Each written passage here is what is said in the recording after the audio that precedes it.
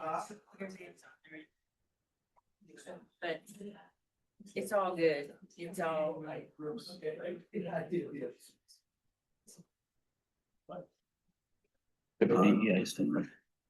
Yeah, again, thank you.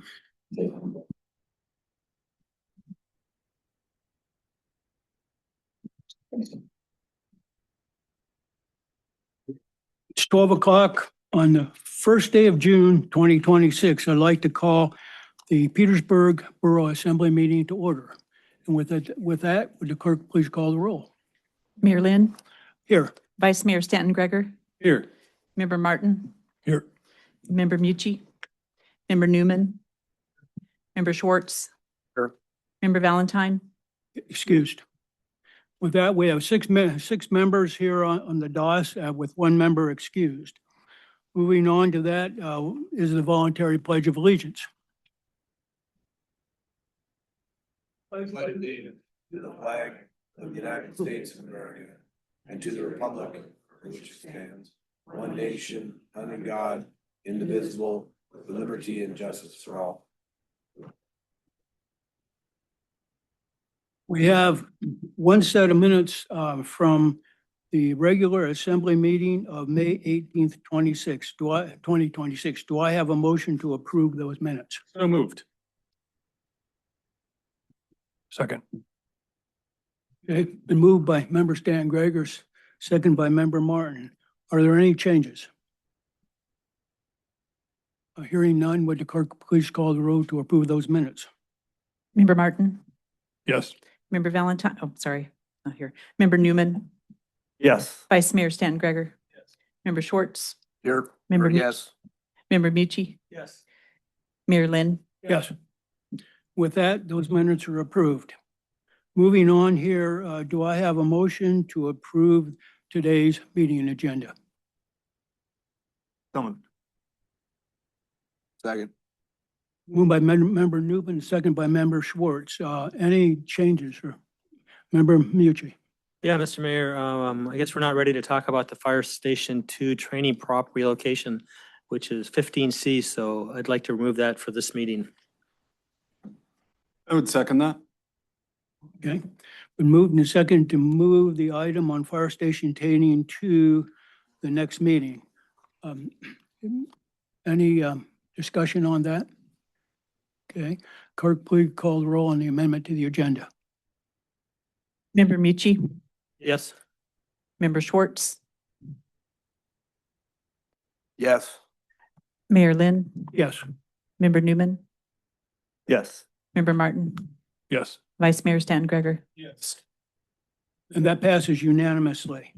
Now, the main motions on the table is to approve the agenda as amended. So move. Second. Okay, would the clerk please call the roll on the amended agenda? Member Newman, Yes. Vice Mayor Stanton Gregor, Yes. Member Martin, Yes. Member Schwartz, Member Mucci, Yes? Mayor Lynn. Yes. And the amended agenda is approved with 6-0. Moving on, we have 3 public hearings today. And I'll start with the first one here. The first is an ordinance of 2026-10, an ordinance amending section 4.28.120 of the Petersburg Municipal Code to increase the amount of a single purchase sales tax cap from $1,200 to $5,000 and direct that the proposed amendment be submitted to the qualified voters of the borough. Any public testimony regarding ordinance 2026-10 should be given during this public hearing, and a copy of that ordinance can be found under agenda item 14E. Would anybody like to talk to this particular ordinance? Okay. Yes, if you want, on this ordinance, on this particular, yes, go ahead, please. It's Judy. Usually you're used to me talking about the telecom towers.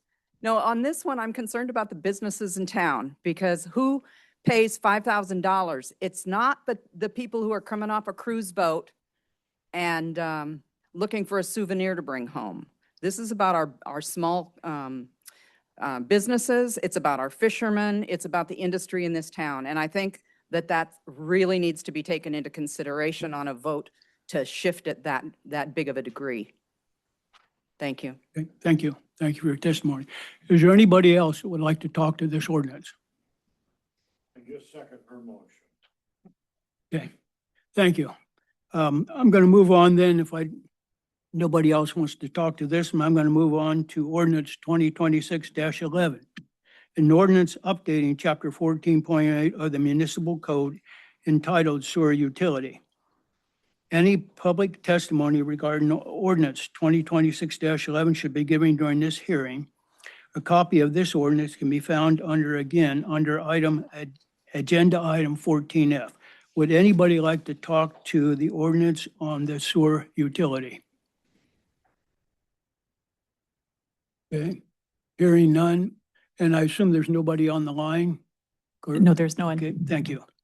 I'll move on to the third ordinance today, an ordinance 2026-12, an ordinance amending Title 19 zoning of the Petersburg Municipal Code to regulate wireless communication facilities and other towers and transmitters.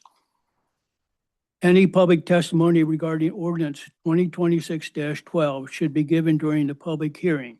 A copy of ordinance 2026-12 may be found under agenda item 14G. Would anybody like to talk to ordinance 2026-12? Please come forward, state your name. Hi, You Tom represent- Kowalski, and I'm speaking for myself. I just recently reviewed the comprehensive plan that was developed some 13 years ago. And in the plan, it does specifically multiple times throughout this document, it asks that the borough direct resources for community priorities. And I think if the borough intends to sell a piece of borough land to a commercial entity, that it should be done, number one, at a fair price, whatever the assessed value is. Number two, there should be an opportunity for local businesses or anybody interested in creating a local business to also have an option to buy that property, either through auction or what have you. But anyway, that's my 2 cents on that. Thank you. Okay, thank you for your testimony. Would anybody else like to talk to item or ordinance 2026-12? Okay. Again, is there anybody on? Okay, please come forward and state your name and who you represent.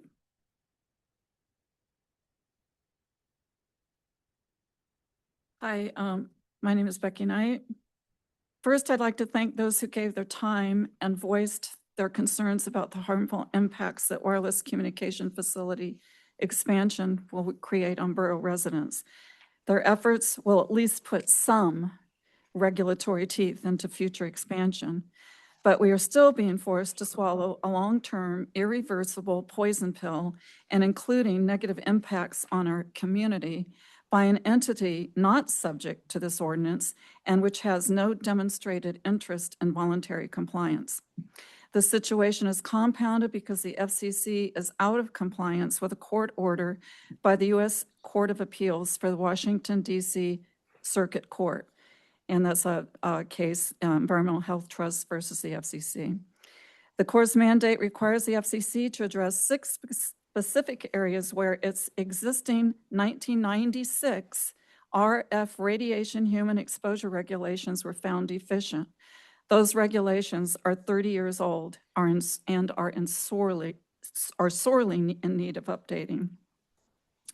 On just this past May 18th, the Environmental Health Trust and co-petitioners filed a complaint for mandamus means mandatory, with the court demanding that after 5 years of waiting, the court compel these agencies to obey its 2021 ruling.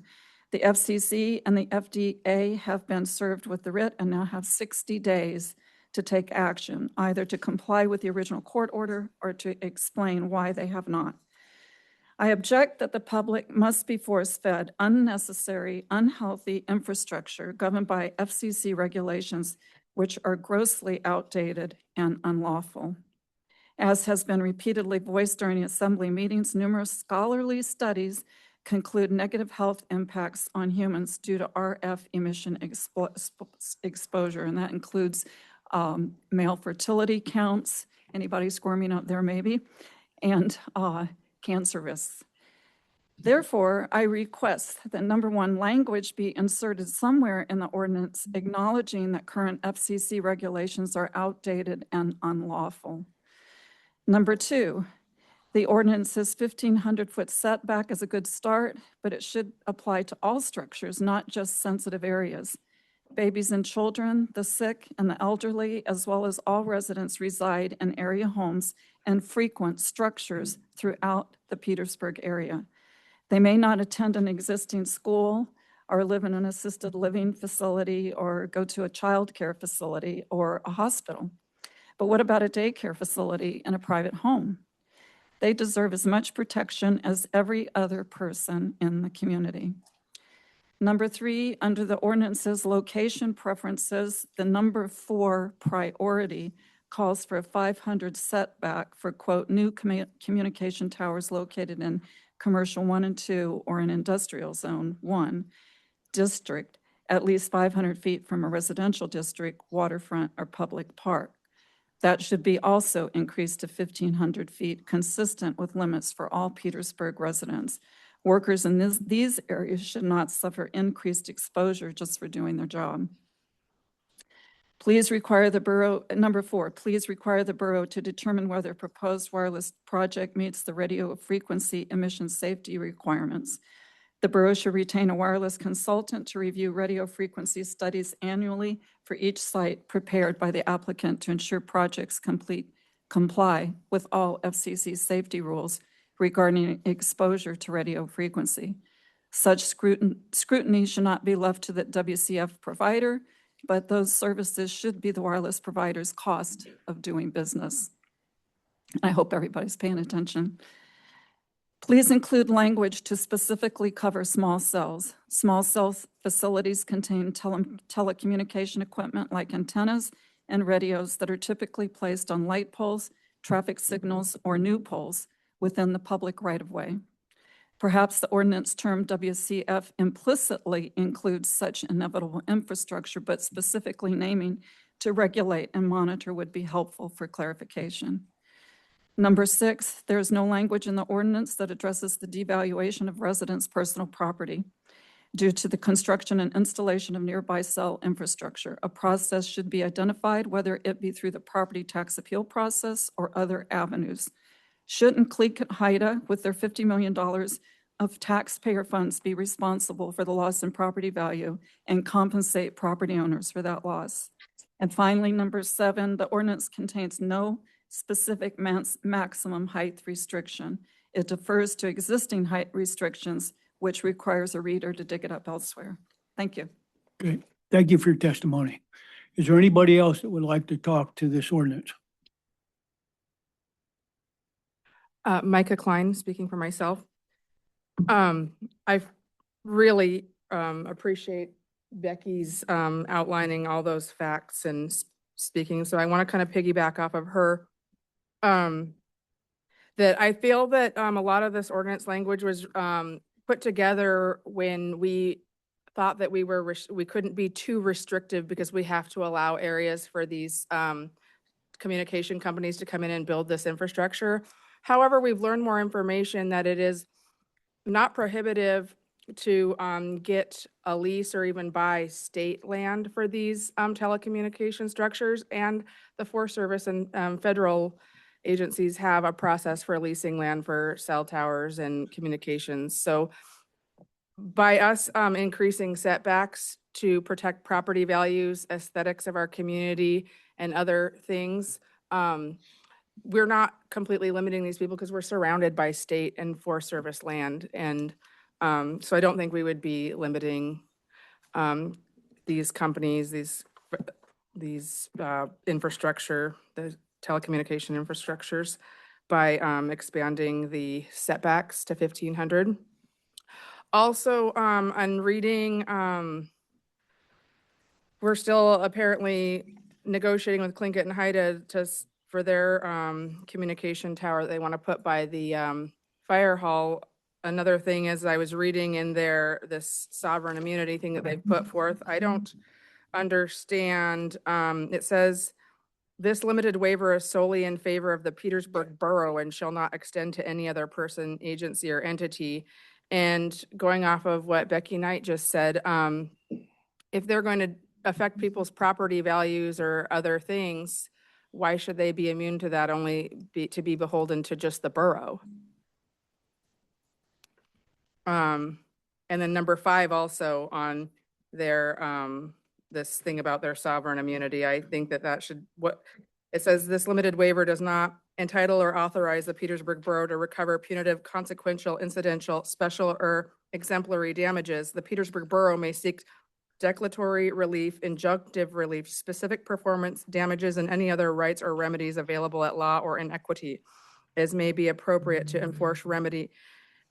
remedy any breach of or otherwise give effect to the contract of sale. And such remedies shall be cumulative and not exclusive. So I'm just wondering, what does this allow? And it basically cuts off anybody in the community that may be negatively affected, that if they were a normal business, could take up legal responsibility with them. And this, I don't think that this, their agreement to the sovereign immunity issue is workable for the borough and the citizens. I think it takes away the right of citizens to have objections and with that. So, thank you. Thank you for testimony. Anybody else would like to talk to ordinance 2026-12? I'm Heather O'Neill, speaking for myself. Thank you to the speakers before me. I paid close attention and I agreed with everything you said.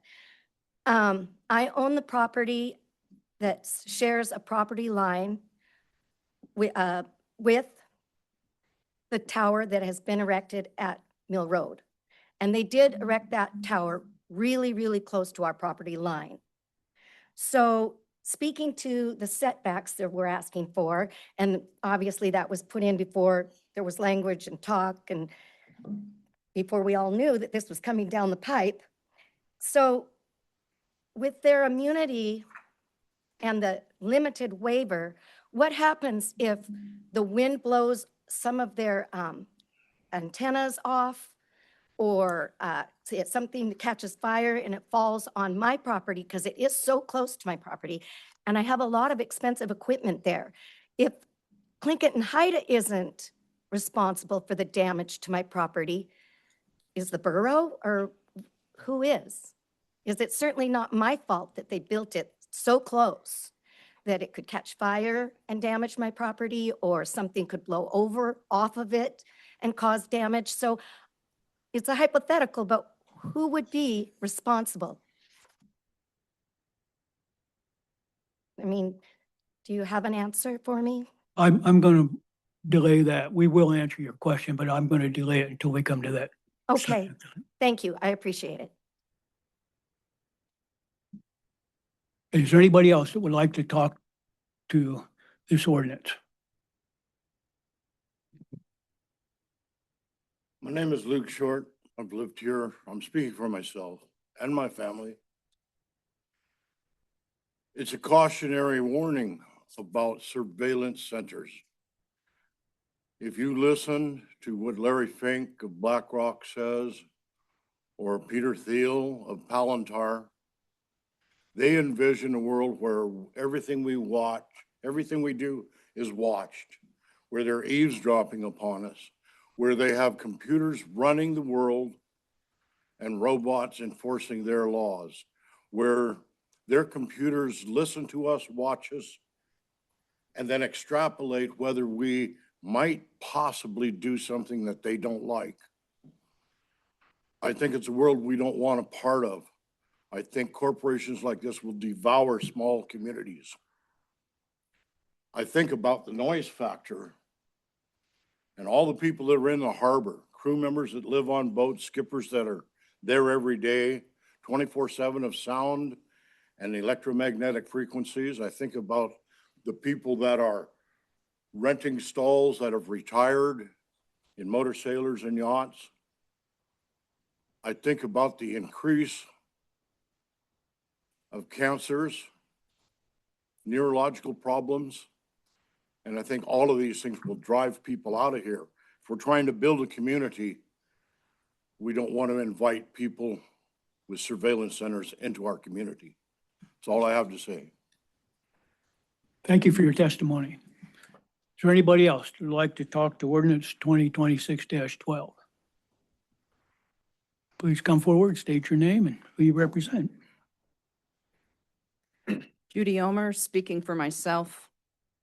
Probably don't have too much new to say. We've been at this, what's been really a pretty painful process since October. And here we are today, looking at an ordinance. I'm really concerned about the setbacks that were included in this ordinance. I think there's a lot more that could have happened there, and there was much mention made of it. I'm hoping as we go forward that there's a better process and more look at what we can do instead of what we can't do here. And the fear of legal action and that kind of thing, I think has stalled a lot of things here, or we have to do it the way somebody else did it instead of looking at what we as Petersburg people really want in our community. So I'm hoping as we go forward, and the changes we'll need to make in this rather soon, we can work better together and come up with things that really bring more of a quality of life to Petersburg instead of taking away from it. So I really encourage you to look at that in the votes that you make today, and the votes, or I guess today you just vote to pass it on to third reading. But there's still some real concerns here. And any reference made to federal guidelines, I'm curious why it's really in here since it's already the law. And anything that is specific to FCC 1996, it seems like it locks us into something that's quite antiquated and under court review again for not following the court order many years ago. So I just, again, want us to be careful in any vote we take on this issue and know that we need to look to the future as well as today. There's a lot of history in this in other communities, and while they may not be Petersburg, sometimes it helps to look at the track record of other places and what we can learn from them instead of thinking we're starting from scratch and need to come up with it. Thank you. Okay, thank you for your testimony. Anybody else would like to talk to ordinance 2026-12? Okay, is there anybody on Zoom? No. Okay, thank you. With that, I'm going to move on then to, there is no bid awards today. I'm going to move on to persons to be heard on items related to today's agenda. Is there anybody else that would like to talk to items related to today's agenda, things that are on this agenda that we will vote on or follow up on today?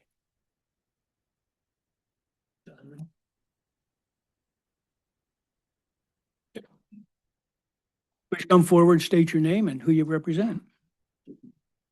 My name is John Mergus. I am representing myself.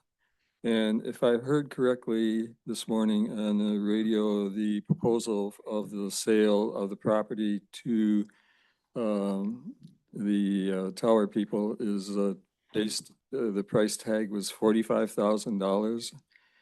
And Petersburg's pride and joy is its beauty and its quality of life. That sale of property, it's not a lease, but the buyer is going to have that in perpetuity that will be affecting generations forever that live here in Petersburg. To sell that prime property for $45,000 is embarrassing. It's a pittance for its true value. And it's considering its effect for so many people.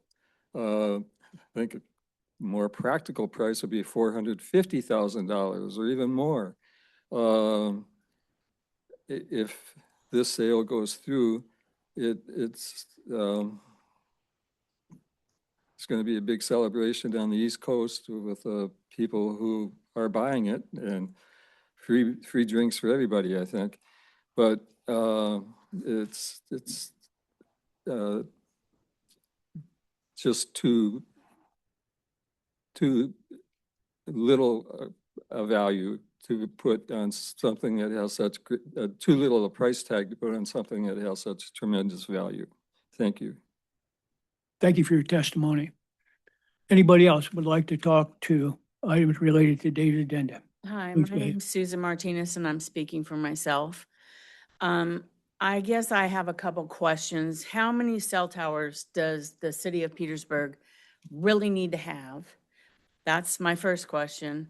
My second question is, how many cell towers is each provider like Verizon, AT&T, Haida Tlingit, are they allowed to have in our small city before it becomes a burden to the citizens of this community? I mean, Haida Tlingit, how many customers do they feel they're going to be able to grab with their 3 cell towers that they want to put in this community? They're going to come in here and they're going to undercut everybody and offer everybody this wonderful carrot and undercut everybody here and offer you this low dollar, get in and go for maybe a 6-month and then just jack your rates up like crazy. Is that going to be really a cost benefit to the citizens of this community? To me, it's not even worth it. So I don't know what we hope to buy from all of this. You know, it's to me, it's just not even worth it. When you're going to do stuff like that to the citizens of this community, what are you doing to us? Does it make sense? No, it doesn't make sense to me at all. I guess that's all I have to say. Thank you for your testimony. Anybody else would like to talk to items related? Please come forward, state your name and who you represent. I'd like to, Becky Knight here, I'd like to agree with the previous speakers. But also concerning the contract that could potentially be approved today. What you're doing is obligating us to an eyesore on a beautiful drive up to the airport. And granted, I know there's one behind GCI right now, and I just shudder every time I walk in there. And I've done that for years now. And I live almost underneath the KFSK tower, which I really have concerns about. But there's nothing I can do now. There is something that can be done about this new eyesore.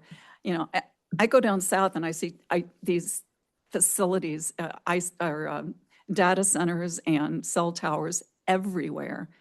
They're a blight on the landscape, and they are going to become obsolete at some point, and then we're going to be stuck with them. But thank you. That's all I have to say. Thank you for your testimony. Anybody else like to talk to items on today's agenda? Yeah, Micah Klein, real quick, before I have to go back to work, about this sale to Tlingit and Haida, going back to, the price is way too low. I mean, that's ridiculous. Go to a public auction and let any business bid on it at that rate. And I already work right there underneath the existing tower. My children go to daycare there. Put up another tower and I'll be working remotely and my children will be pulled from daycare probably, and that would cost that business almost $2,000 a month, and that affects that business, the people that work there and the children that need to go there. And as we all know, childcare centers are something that we struggle with in this town, to have adequate childcare, and that business is essential to this community, and it will be affected with a tower right over their business full of children. So thank you. Thank you for your testimony. Strongly urge that you do not sell that parcel to Tlingit and Haida or Tidal Network for their purposes. Thank you for your testimony. Anybody else like to talk to items related to today's agenda? Okay. Just come forward and state your name and who you represent.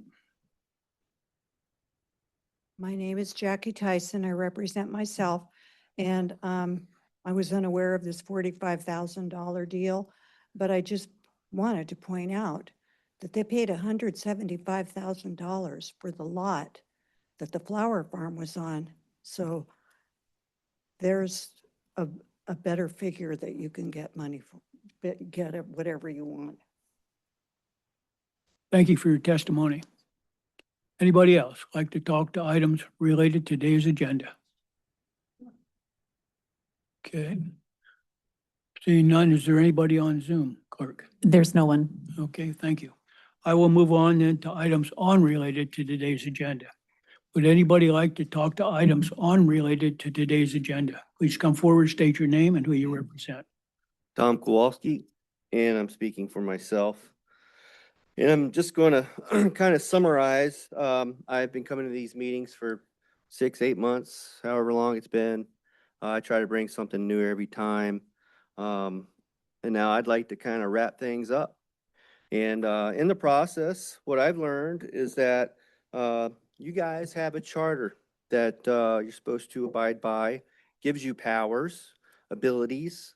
One of those abilities is to hire, seek expert testimony on difficult issues. We've got one difficult issue now with these telecom towers.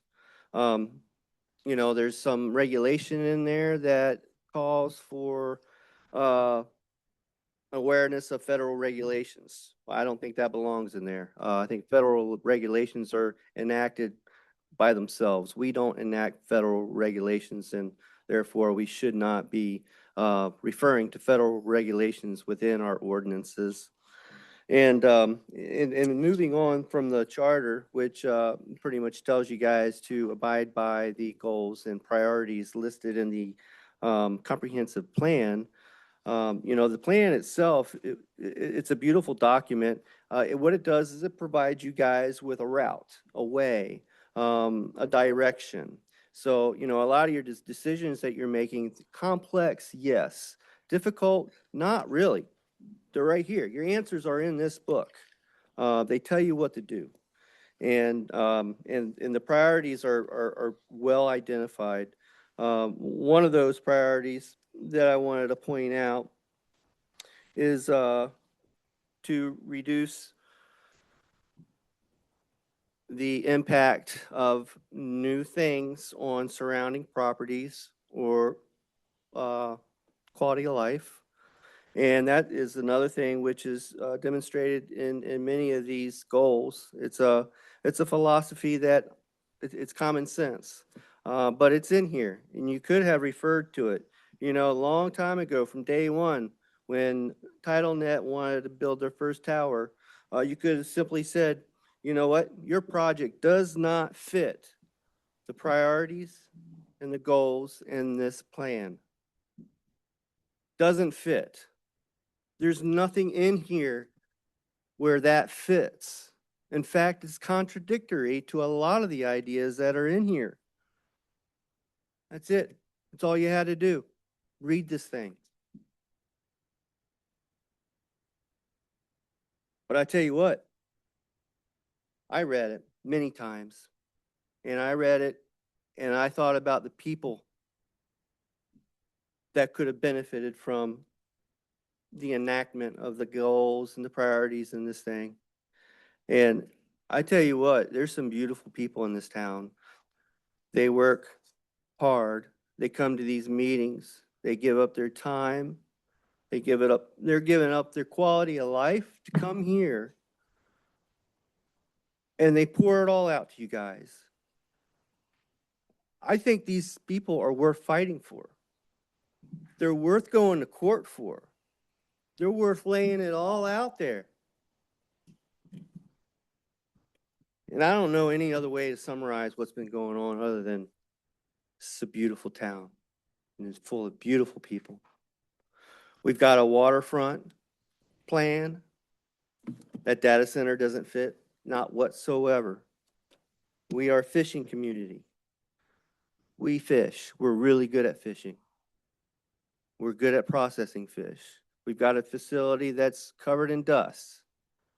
Let's get that thing going again. Let's increase our capacity, process fish again. Anyway, that's all I have to say. Thank you very much. Thank you for your testimony. Anybody else would like to talk to items unrelated to today's agenda? Is there anybody on Zoom? There's no one. Okay, thank you. Oh, excuse me, Mayor. I do have Dave Beebe. Okay. Okay, Hi, I'd like to. Dave, you got the floor. Hi, I'd like to start out by asking just for a show of hands regarding my last testimony that raised the specter of the actions that the Assembly is taking, whether or not they have inquired as to the validity of the rights to privacy are being affected by these actions taken today. And I would like to just have a show of hands that regards whether or not that was even investigated as a possibility, because I'm certain that my oath to the Constitution, an elected office, would definitely apply. And I'm wondering, just a show of hands quickly, anybody there has actually considered this? Okay. Dave, Okay. think you can move on there, please. Yeah, that proves my point. Hundreds of thousands of Americans across the U.S. are protesting the explosion of cell towers and data centers. This includes Native Americans on lower 48 reservations protesting the consequences of data colonialism. According to the latest U.S. Census data from 2020 to 2024, 88.3% of households within the Petersburg borough already had a broadband internet connection subscription, and 95.6% had a computer. I am certain this number is far higher 2 years later, given the explosion of Starlink's proven success, now offering no upfront costs for satellite receiver and router hardware, along with a $55 a month, 100 gigabits per second broadband plan. So the sudden news of in 2025 of 3 additional tidal network cell towers being sited in residential areas of our borough obviously surprised many of us. Now news of 4 more by existing providers of broadband can easily explain why hundreds of Petersburg borough residents, tax-paying residents, are on record stating explicit concerns over this sudden explosion of cell tower antennas and a data center that we are all well aware no one asked for and no one really desperately needed. If cell towers are the spine of this system, a local data center is the skull, and AI functions as the brain. That brain specifically functions as the analytical engine that processes the private data harvested through the Internet of Things that the cell tower network secretly collects and distributes. The AI component is specifically applied to identifying behavioral patterns, predicting behaviors, and enabling automated decision making for the purposes of social control. The definition of economic development improves well-being and quality of life of a nation, a region, local community, or an individual. This explosion in the invasion of privacy and threats of free speech fails the definition of economic development and certainly the sovereignty of Alaskans' constitutional rights your oaths are supposed to defend. Thank you for this opportunity to speak. Thank you for your testimony. Is there anybody else that would like to talk to items unrelated to today's agenda? Okay, There's no one else online. okay. Seeing that there's no one else here, I'm going to move on to the next item on here is board and commission committee reports. There are none today. Under the consent agenda, we have 2 items. We have Keto's Cave Package Store liquor license and beverage dispensary license transfer. Keters Cave Inc. has applied for the Alcohol and Marijuana Control Office to transfer ownership of a package store liquor license and beverage dispensary license. The Assembly may support or to protest the application within 60 days of the date of the notice of the application filing. The second item under the consent agenda is the Beachcomber Lodge LLC beverage dispensary license renewal. Beachcomber Lodge has applied with Alcohol and Marijuana Control Office to renew their beverage dispensary license. AMCO has determined the application to be complete. A local governing body may support or protest the renewal within 60 days of the notice of filing for the application. Do I have a motion to approve the transfer of both of these licenses? Mr. Mayor, I would move to approve both the Keters Cave Inc. and the Beachcomber Lodge LLC liquor license renewals. Second. Been moved by Member Stan Gregor, second by Member Schwartz. Discussion. Okay, seeing none, would the clerk please call the roll? Vice Mayor Stan Gregor, Yes. Member Martin, Yes. Member Newman, Member Schwartz, Member Mucci, Mayor Lynn. Yes. And that passes 6-0. Moving on to the next item on the agenda is a report of other officers. And the first item under here is the Petersburg Medical Center. PMC CEO Hofstadter will update the Assembly on medical center activities. And you have the floor, Mr. Hofstadter. Yeah, hi. Good afternoon. Phil Hofstadter, CEO of Petersburg Medical Center. I submitted my report, and since I submitted the report, a few updates. Number one, thank you for helping with Senator Murkowski visit. That was a short turnaround time, and feels like it was very successful on Friday, so thank you. In addition, I want to thank the Assembly for keeping me in a loop on delegates that come into town and helping with advocacy for the medical center with our capital priorities. Secondly, the MRI should be online here. It looks like in about 2 weeks. We have a technician coming in, and we are looks like we're in the green light status. So that's very, very exciting on getting that service line active. And lastly, the Rural Health Transformation Funds, which I didn't know until last week. We did receive word. We had 4 of our projects moved to the next level. We had 2 projects that were not, they weren't denied, they were deferred. Unfortunately, those are the bigger dollar items, the bigger ticket items related to the design of the new facility and a lot of our capital, updated equipment list, which also was deferred. Good news is it wasn't denied, but we didn't make the next level for that funding. The 4 programs were related to behavioral health, telehealth, critical access hospital network, and a maternal child health program, which actually is going to be funded. So that's the next step. So as we receive more information, I'll keep you posted. That's it. Thank you. Any questions for Mr. Hofstadter? Okay, thank you, Phil. Thanks. Moving on the agenda here, the second item here is Forest Service, and District Ranger Case will provide an update on Forest Service activities. Hi, good afternoon. I'm Carrie Case, and I'm the District Ranger here in Petersburg. I want to say we're in our building across the street, so we're excited about that. Our front desk is open from 8:30 to 4:30 every day, so I just wanted folks to know that. We're currently working on a phone system, so we'll have an updated number, and when that's in place, I will get that out to the public.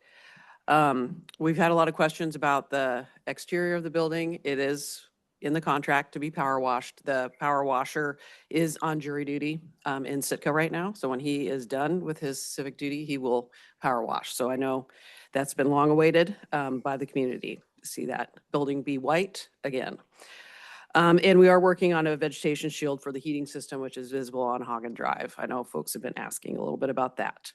And we did have an open house last week, and we appreciate folks that stopped by. If you weren't able to make it and you are interested in seeing the interior of the building, please stop by anytime, and we'll walk you around. We do have a active road grading contract on Midcuff Island. So it's nice to see the Woodpecker Road is currently graded. So if you have interest in getting out that road, it's, should be a better drive than it has been. Recreation use is ramping up on the forest, especially with this nice, weather. We please ask, to communicate with us if you see any needs at our developed recreation sites on the island, at our cabins, or on our trails. We are currently operating with just one full-time recreation staff. So we all kind of pitch in there, but it helps us prioritize our work when we hear from the public if there's things that we need to address. And I think with that, that's all I have to share for today, unless you have questions for me.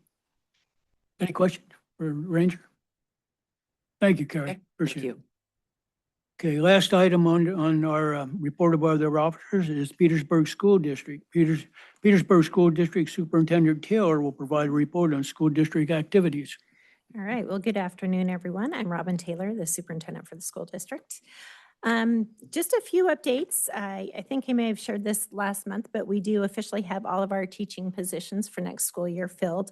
It was a little bit of a challenge. As we know, housing tends to be a turnoff for some folks. So we were happy to get all of those filled, and we are really excited about the staff that we do have coming in to join us this next year. And then in late June or early July, we'll be posting for our support staff positions. Depending on where the governor lands with line item vetoes and potential veto overrides, we may be able to increase some much needed support or maintain our status quo. So it's just, we'll see what happens. This is our last week of school, so we're very excited about that. And today's the wonderful graduation day, so we definitely would like to invite the community to come celebrate with our graduating class of seniors.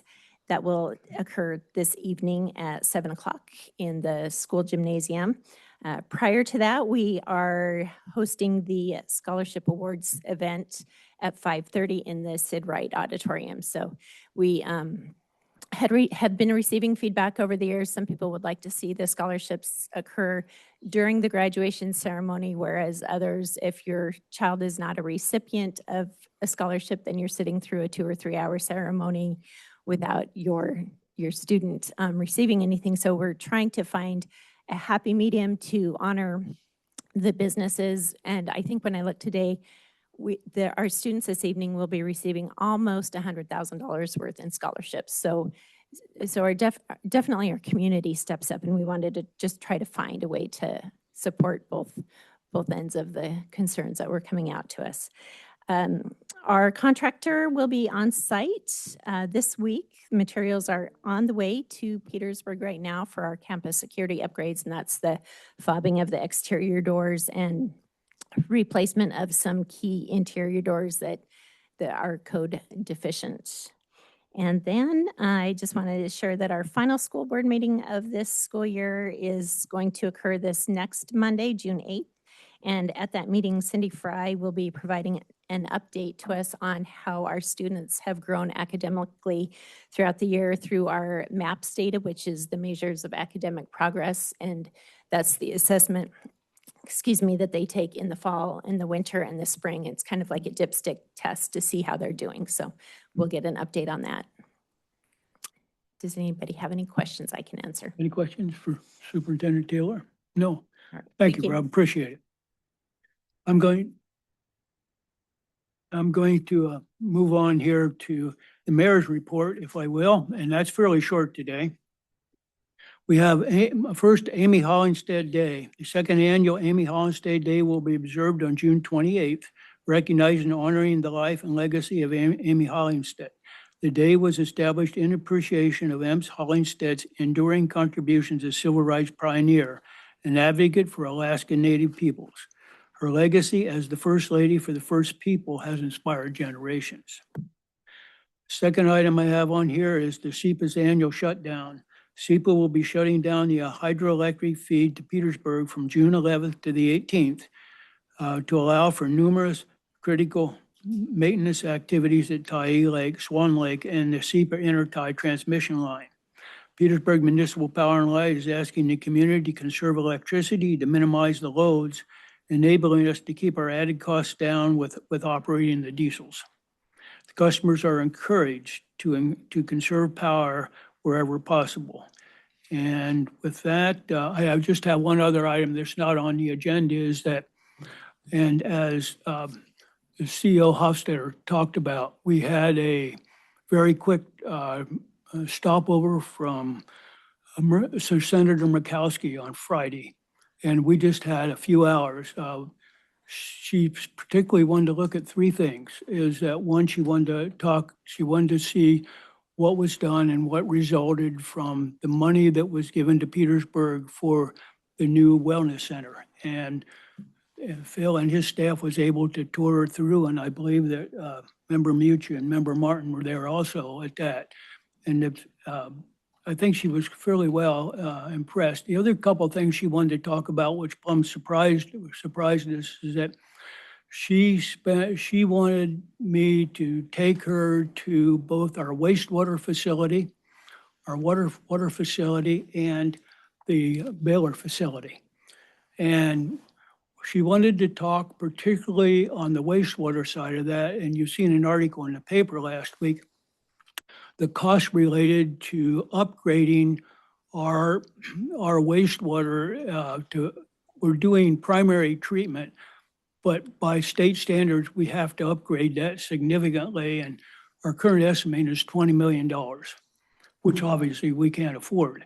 So we had quite a discussion. We're not the only ones in that area. I think there's 8 or 9, I don't remember the exact number, but in having the same problem. And so we had, I considered a very good discussion about that. And she was asking for alternatives to what could be done and so forth. And unfortunately, caught me off guard, and I didn't have a lot of alternatives.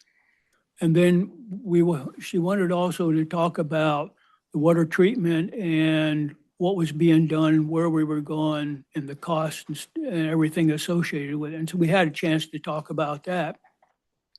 The last one was the Baylor facility, is that we were talking about solid waste disposal out of Petersburg, and we talked a little bit about the study being done here southeast for all the communities and where it was going. Obviously, we don't have a lot of answers, but we do have concerns. So we must have spent probably an hour there, and then the only other place we stopped was Scal Bay, and we put her and talked about what will be done this summer, what that'll look like when that's changed, and we put her back on the airplane, and that's about all we got done. It was I think it was very well received. She wanted specifically to talk details about those items that I mentioned earlier. And with that, I'll turn it over to the manager's report. So, Mr. Mayor and Assembly, my report's in the packet. I know I've got a lot of folks here in town that want to get to graduation or involved in the graduation, so I'll take questions, but my full report is in the packet. Is there any question from the Assembly? Member Mucci? Yeah, thank you, Mr. Mayor. I have a couple. One of them is regarding the SEPA shutdown. Does each community pay for the separate diesel costs? I will direct that back to either the utility director. Yeah, through the mayor.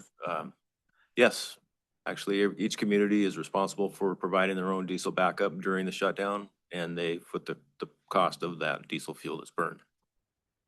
Thank you, Mr. Mayor. The other couple questions are, I know there's some, we were going to talk about it in Steve's report, but can somebody explain to me what the issues are with the funding release for the grant we have for the PAPKEys between the dock and the boardwalk?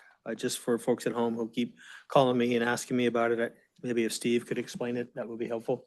Sure, through the mayor.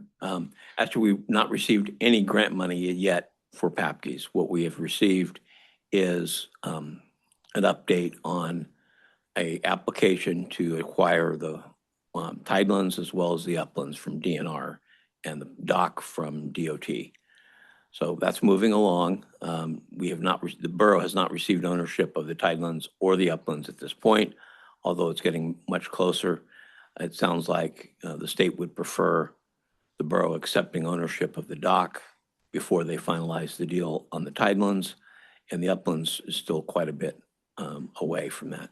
This will be an agenda item coming up at some point here because the previous assembly voted to not accept the dock unless we had the Tidelands and the Uplands. So it's a change in plans from DNR, so the assembly will need to weigh back in on that. And the last question was, I've had several calls from people who wanted to know about the electric scooters they see driving around town, and I'm trying to figure out where that falls into the borough stuff. If through the mayor, I could refer to our chief of police. Okay, so we've been talking about this quite a bit. So the scooters need to follow the same rules as bicycles, basically. There was, years ago, there was a House Bill 8, which went through and got passed, went to the governor. Governor vetoed it. That would have set up different classifications and laws regulating them, but that ultimately failed, or he vetoed that. So it goes back to local municipalities. And the scooters, there's technically a thing around 750 watts or so that gets into it, where anything under that, there's no age limits or anything. So the scooters, just to be short, the scooters need to follow the rules as bicycles. And if we catch them running stop signs, they can actually get the same ticket. So. Thank you. Any other questions from the assembly? Okay. Seeing none, I'm going to move on then to unfinished business. Under unfinished business, ordinance 2026-06, an ordinance amending Petersburg Municipal Code Title 20 entitled Watershed Management to update language and to account for borough for incorporation, and this is the third reading. If approved, this ordinance would update and codify existing watershed management regulations into the borough code, reflecting borough formation and continued protection for the City Creek and Cabin Creek water supply watersheds to safeguard water quality and quantity for Service Area 1. Ordinance 2026-06 was unanimously approved in its first and second readings. Do I have a motion to approve ordinance 2026-06? So move. Second. Moved by Member Mucci, second by Member Martin. Discussion, any questions? Okay, would the clerk please call the roll on the motion? Member Schwartz, Yes. Member Mucci, Yes. Mayor Lynn, Yes. Vice Mayor Stanton Greger, Yes. Member Martin, Yes. Member Newman. Thank you. And that passes 6-0. Moving on to the second item, ordinance 2026-07, an ordinance amending Petersburg Municipal Code, Chapter 4.80, to adjust the marine passenger fee to address increased borough costs associated with services to an infrastructure for marine passenger vessels and their passengers. If approved in this is the third reading, this ordinance would amend the marine passenger fee by increasing the per passenger charge to address rising costs for public safety, harbor operations, sanitation, and emergency response and other borough services and infrastructure impacts by marine passenger vessels, while codifying the change in the municipal code with the increase effective January 1st, 2027. And ordinance 2026-07 was approved, unanimously approved in its first and second readings. Do I have a motion to approve ordinance 2026-07? So move. Second. Okay, mover by Member Mucci, seconded by Member Schwartz. Any discussion? Okay, would the clerk please call the roll on the motion? Member Schwartz, Yes. Mayor Lynn, Yes. Member Mucci, Yes. Vice Mayor Stanton Greger, Yes. Member Martin, Yes. Member Newman. That ordinance passes unanimously by 6-0. Ordinance 2026-08, an ordinance updating chapter 14.16 of the municipal code entitled Electric Utility.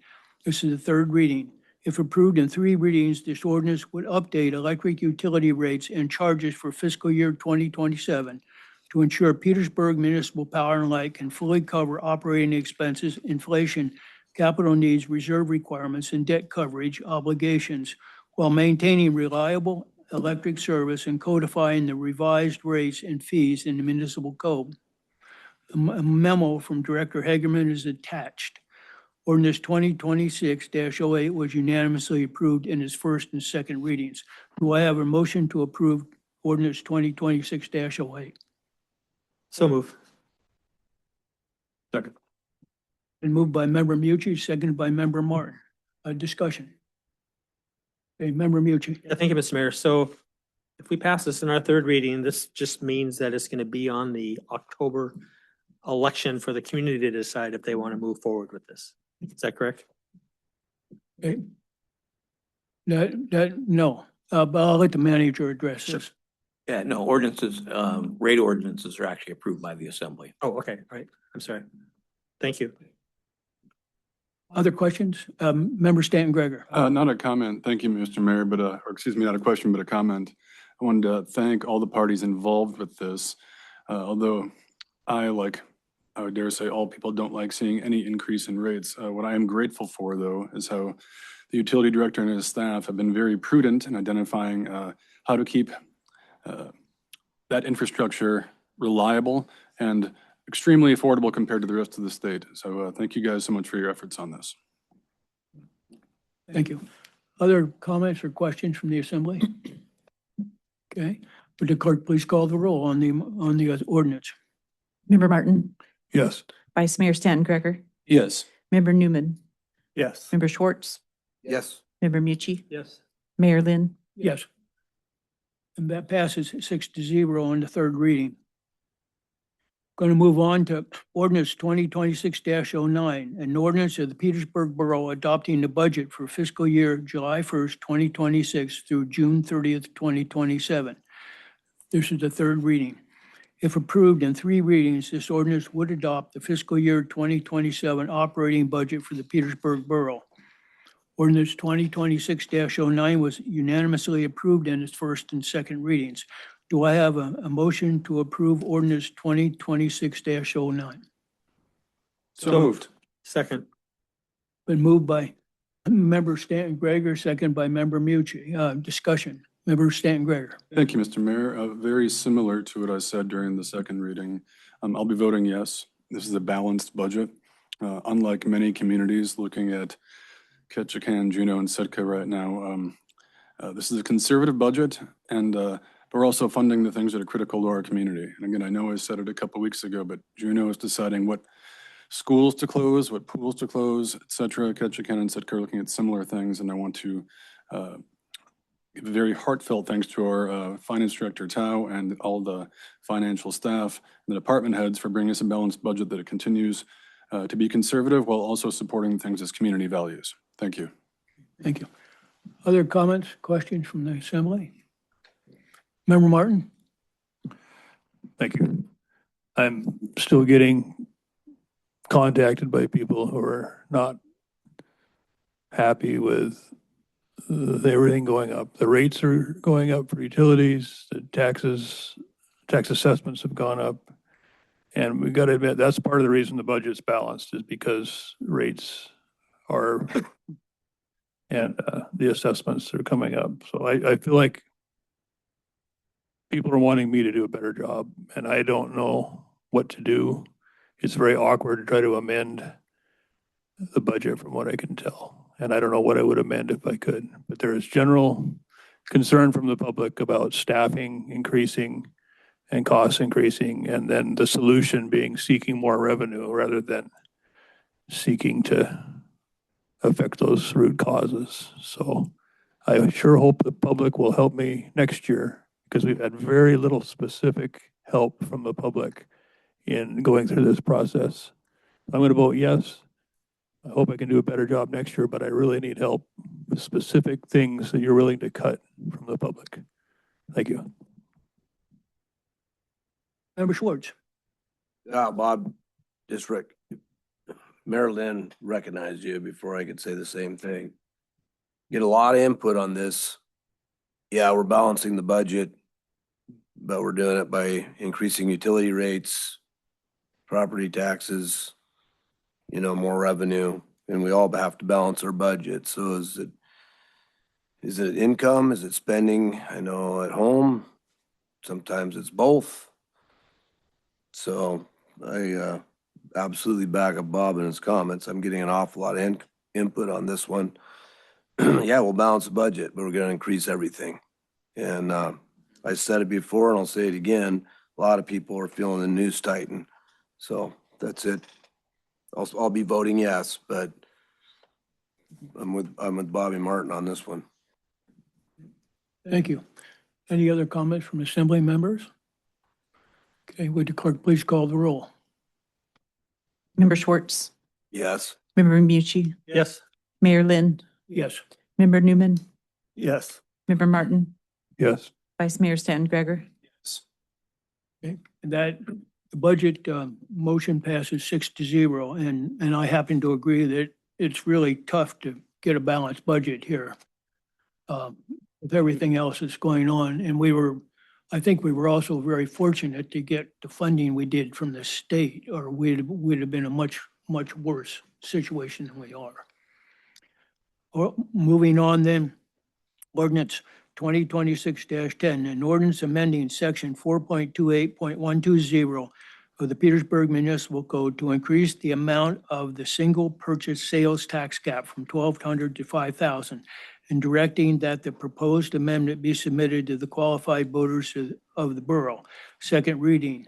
If approved in 3 readings, ordinance 2026-10 would increase the maximum single purchase amount subject to the borough sales tax from $1,200 to $5,000, and submit the question to the borough voters at the October 6, 2026 regular election.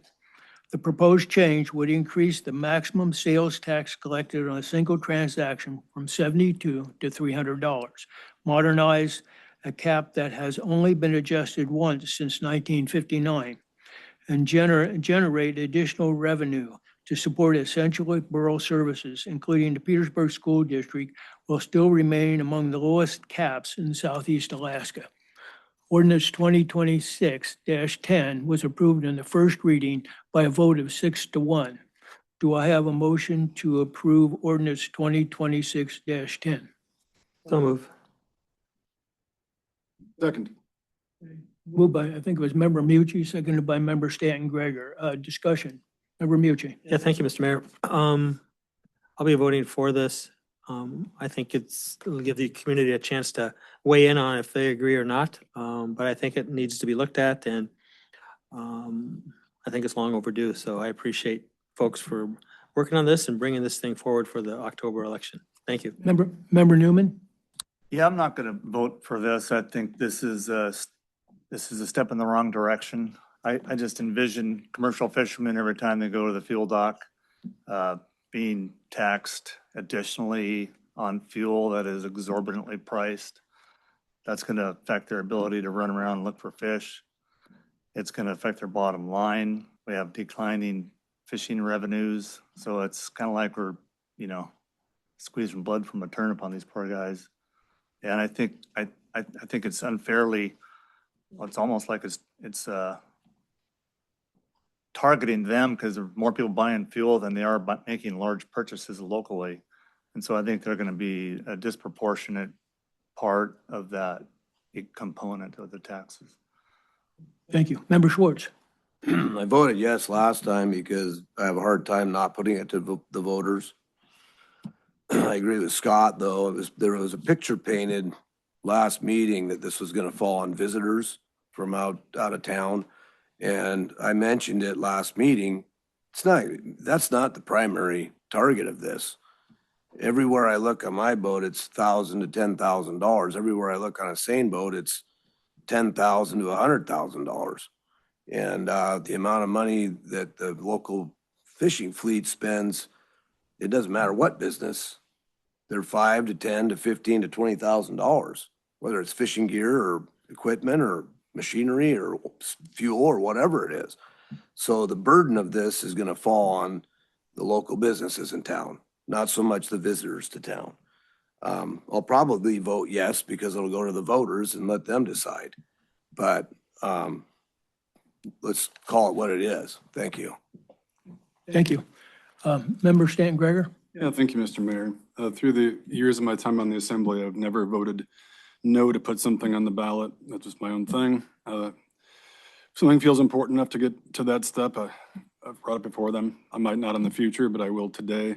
Also, just as a data point, and I think this is an important one, and maybe one of the main reasons I support this idea, besides just putting on the ballot, is as of right now, the Juneau sales tax cap is $15,000.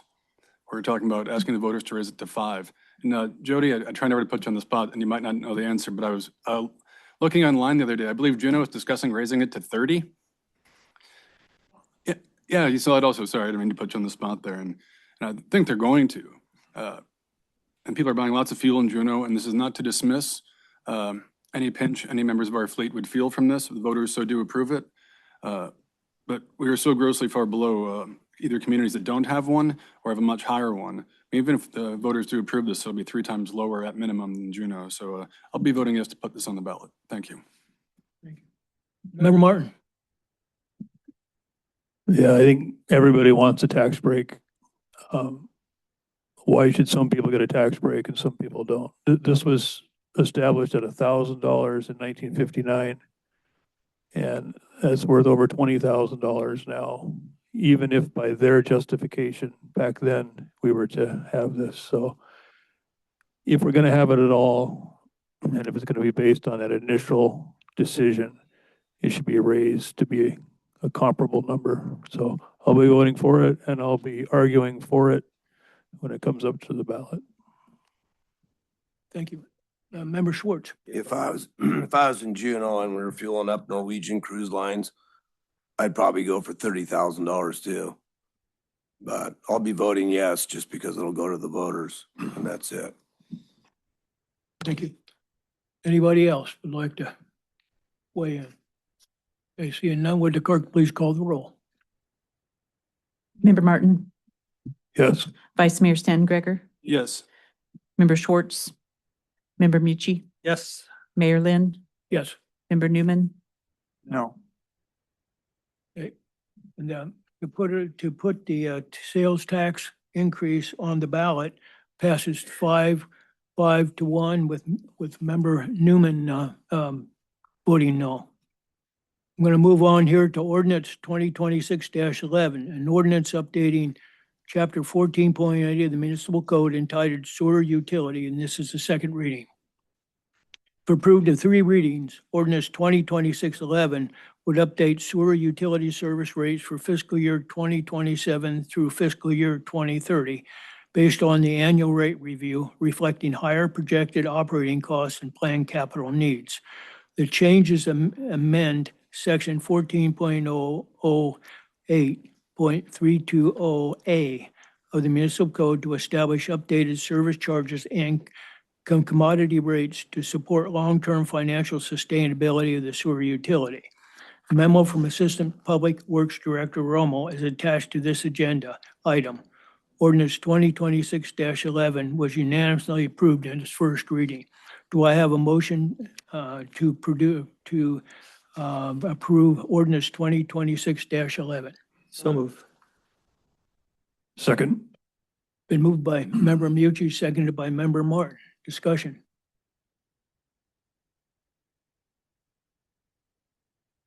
Mayor Linda, I'd like to make an amendment if I could.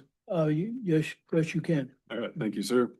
Under the section private sewage disposal, I want to amend that section by striking the current rate of $4 per 100 gallons and replacing it with $8, and by striking the rate of $50 per 55 gallons and replacing it with 100, as per the memo received from Public Works. I'll second that. Been motion made by Member Stanton Graver, second by Member Mucci. Discussion on the amendment. Member Mucci. Yeah, thank you. Yeah, I'm fine with that, but I'm also have a question is, how come the Vector service, the portable toilet service, and the marine pumping were not adjusted if we were adjusting rates? Thank you. Public Works Director, or Mr. Rommel, our assistant there, like to address it? This was brought forward by the wastewater supervisor. And this is I'm not exactly sure why those other ones weren't adjusted. This was brought up to make an adjustment that those numbers haven't been changed in quite a few years. And the level of manpower it takes now compared to the level, those get dumped directly into the wastewater system at the plant. And it used to not take a lot of supervision, but now with for whatever reasons, it takes more supervision and more manpower, and it's just been grossly out of balance in order to take care of those. These rates would only affect the U.S. Forest Service and the private company that does the pumping on private portable toilets. Remember, let me go back. Remember, Mitch, you have a follow-up? Yeah, just a follow-up. I don't have to have the answer today, but maybe at a future meeting, I could find out when those rates were last, or when they were adopted, or when they were changed, both the Vector service, the portable toilet service, and the marine pumping fee. Just, it doesn't have to happen today, but at a future date. Thank you. Member Schwartz. Well, we're talking about septic tanks, right? So how often do they have to be pumped out and brought to the sewage treatment plant?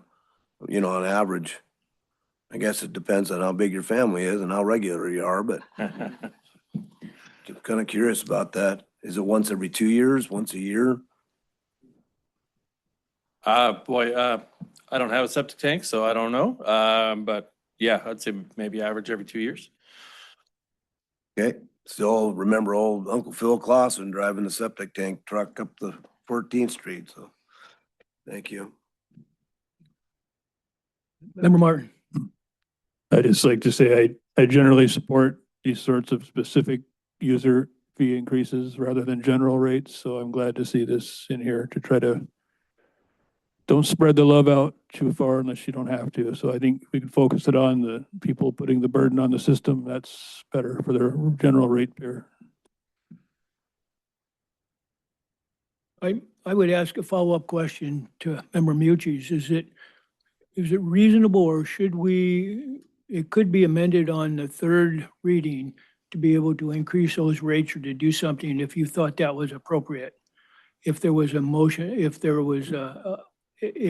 and maybe that needs to be looked at. I would agree with Member Mucci that it might be worthwhile to look at. And we could do that on the third reading.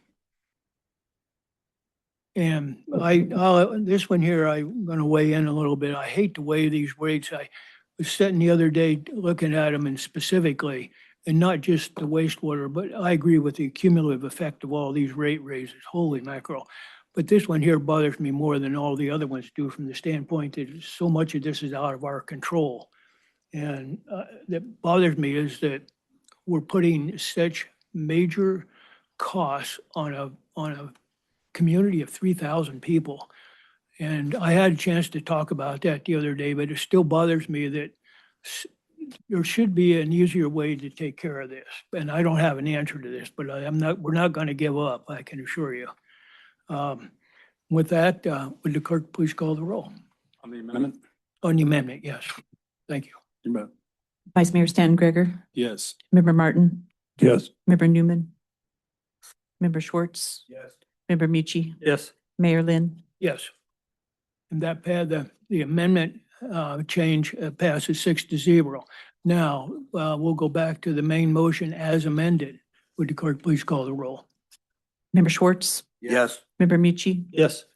Member Martin, Member Yes. Newman. Yeah.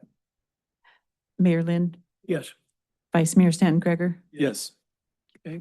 And the amended motion passes 6-0. Moving down the line here, ordinance 2026-12, an ordinance amending Title 19 zoning of the Petersburg Municipal Code to regulate wireless communication facilities and other towers and transmitters. This is the second reading. If approved in 3 readings, this ordinance would establish zoning and permitting standards for wireless communication facilities and other towers. If it requires these facilities to be reviewed as conditional uses, providing public notice and planning commission review and approval, while remaining consistent with the Federal Telecommunications Act of 1996 and related regulations. The ordinance creates a new chapter of the municipal code governing wireless facilities, prioritizes co-location and use of existing structures, and sets development standards addressing location, safety, visual impacts, and FCC compliance. It is intended to balance the community's needs for reliable wireless and other communication services with public safety and aesthetic concerns. A memo from Director Cabrera is attached to this agenda item, along with a map illustrating the proposed 1,500-foot separation distance from the schools, child care facilities, the hospital, and assisted living facilities required by the ordinance. And ordinance 2026-12 was unanimously approved in its first reading. Do I have a motion to approve ordinance 2026-12? Second. Moved by member, I believe, member Newman, second by member Mucci. Discussion. Member Martin. I think we're gonna need very specific written direction as to what people want to amend on this. I know that the numbers we got in there probably easier to change than the wording, but those numbers came from the planning commission, as far as I know. I don't think they were modified by our lawyer. The language was, but not the numbers. So I'm not that impressed with the basis for some of these numbers. They seem to be somewhat arbitrary. And I would like to see justification for that if you have things you want us to change. Oh, thanks. Thank you. Okay. Okay, no, You go okay, first. member Stan Gregor. That's right. I want to cut you off to member Lynn. I'm not sure if member Martin was referring to, and feel no obligation to answer me, some of the numbers, meaning distances from the 500 or 500, 1,000, 1,500 foot distances from schools, childcare facilities, hospitals, and assisted living. If that is what you're referring to, that's a piece I missed in my first slow and deliberate read through this ordinance, because as some of us have joked about, it's very meaty and heavy on legal language. As it stands, I can't support it right now. As I've looked more closely at it, let's use the 1,500-foot number from those facilities. It strikes me as overly restrictive. If we're talking about it from an emissions-based thing, we're going to have an MRI machine at the hospital, which will be kicking out much more than any tower would be. So I don't think that would pass muster if a cellular company wanted to argue that. It effectively prohibits any new construction without a conditional use permit anywhere in the greater bulk of city limits or in town, quote unquote. And that, although I like the spirit of the ordinance of having common sense restrictions, this seems, and I don't know if this, I don't think this was the intent of the planning commission, but it more or less removes the ability to put a cellular tower in the greater downtown and surrounding areas of Petersburg without a conditional use permit. And that strikes me as too restrictive. So I'm going to be inclined to vote no. Other comments from assembly members? I'm inclined to vote no for other reasons. Member Mucci. Sure, thank you. So if, the way this is written now, if somebody comes in and wants to put a tower somewhere and it doesn't pass or it doesn't get approved, then we have on page 69, there's a couple paragraphs regarding waivers. Does the waiver process take into account extenuating circumstances from the setbacks and areas that are described in this ordinance.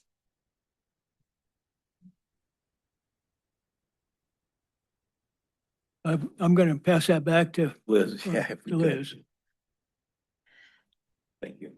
Through the mayor, that is the way it's supposed to work. The standards are laid out in the ordinance, but if an applicant is able to demonstrate that strict adherence to those standards would result in an unsound structure, like you can't add something to an existing tower because it would make it structurally unsound, or if it would result in a technically infeasible location, such as, well, you could put it, 5 miles out of town, but that doesn't fill the coverage gap that you have that you're trying to serve. Those are ways that the Planning Commission could grant a waiver to these separation distances. Okay. Yeah, just and a follow-up here. So when we're talking about the waiver part, and we're talking on page 70, paragraph E or item E, it talks about at the director's discretion, technical claims for a waiver, including engineering. So the director would make a recommendation to planning and zoning to grant the conditional use permit if they apply for a permit that doesn't meet these setbacks that are in this ordinance. Through the mayor, Section E actually gives the director the option to send the waiver request to a company that specializes in reviewing these applications, and then get an answer back from them that the data that this company is providing is accurate and seems to be done in a correct way, and that it does demonstrate the things that they're saying it demonstrates. And then that information would be provided to the Planning Commission. Great, thank you. Member Newman? I'm sensing that some assembly members are not in support of this ordinance, which is surprising to me because this is the one vehicle that is what everybody that has been coming to these meetings has been asking us to do to the best of our abilities. And I feel like this work is the absolute best document that we can come up with that would give us the ability to navigate this issue. So it's very surprising to me that there would be people on the assembly that would not support this. Member Stanton Greger? Just a brief follow-up, Mr. Mayor, for those listening at home. Despite my problems with this ordinance as is currently written, I think in a variety of ways, I'm not averse in any way, shape, or form to the Planning Commission working, if this does fail. If it passes, great, we move forward. But if it does fail, to hearing them bring something else before us in the future. Thanks. Member Martin? Yeah, I understand where Member Newman's coming from. I was hoping that if people had problems, instead of it starting over or something, we would work on this. If we need to tweak some numbers, let's do it. I just want people to be prepared to justify their numbers because we may have to justify those in court someday. So I think this is a chance. If you want us to do something different with communication towers, not that I feel like we've really done much at all, this is the vehicle to have some public control over the communications facilities. So amend it, try to vote yes. Member Mucci? Yeah, thank you, Mr. Mayor. Yeah, I'm going to be voting to support this. A lot of people worked on getting this to us, and we've heard from many people over many meetings about we're slow walking this or not paying attention to it. And I'd like to move this forward. I'm voting to move this forward. And as we go along on this path, if we find that some of these numbers don't work or we need to change stuff, let's do that as the process goes along. But to not move it forward, I think it's not it's not where I was headed with this. I wanted to see this move down the line so that we could get this behind us and at least have a blueprint to work off. It might not be exactly perfect, but it'll get us in the door of setting parameters for a community-wide concern that people have spent hours talking to most of us about. So yeah, I'm definitely going to vote for this. Thank you. Member Schwartz. Well, I said I was inclined to vote no. Part I'm having trouble is, while remaining consistent with the Federal Communications Act of 1996 and related regulations, that is the hang up for me, because they've been mandated to change those safety regulations multiple times since, and they haven't done it. So that's, try to keep from being triggered by that, but it triggers me a little bit. I agree with Jeff and Bob and Scott. However, that one line is a thorn in my side. Thank you. Other comments, assembly members? I'll weigh in on this one too. After what we heard today, but I've been on at least 10 different calls this past week on different issues related to this ordinance. I can't make any motions, but I think there's a lot of changes need to be made to it. So I'm going to vote no. And the reason being is that because I'm going to want it sent back to the Planning Commission and to redo this regulation with what we heard today and with the other ideas that have come forward. So with that, would the clerk please call the roll? Mayor Lynn, No. Member Mucci, Yes. Member Schwartz, No. Member Newman, Yes. Member Martin, Yes. Vice Mayor Stanton Greger. No. So the motion fails with a 3-3 vote. With that, I'm going to we're going to move on to new business. Can I take a 5-minute break before? That's just exactly where I was headed. Thank you, sir. Yeah, I'm going to take a 5-minute break before we get into new business. Thank you.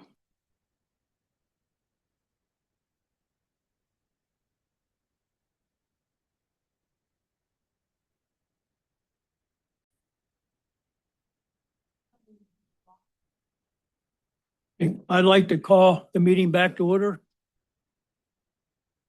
With that, I'm going to move on to new business.